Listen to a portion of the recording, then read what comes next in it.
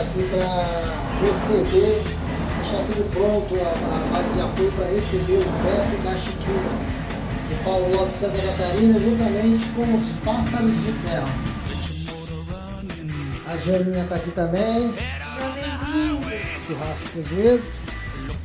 E a bandeira do apoio Motociclista Brasil também já está estendida aí, aguardando nossos queridos irmãos motociclistas que estão chegando aí. Eu aqui na aviação, vai em São Paulo. Aqui a cozinha eles vão ficar. A geladeira já tem algumas cervejinhas aí, os mesmos. E é isso aí, vamos encerrando essa transmissão. Iniciando essa transmissão direto de Praia Grande Aviação, no apoio, no aguardo dos irmãos motociclistas Beto da Chiquinha, os Pássaros de Ferro. Falou, galera, um abraço,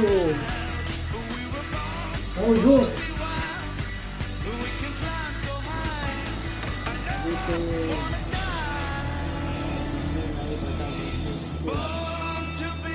Um pouco. Vamos aguardando aí.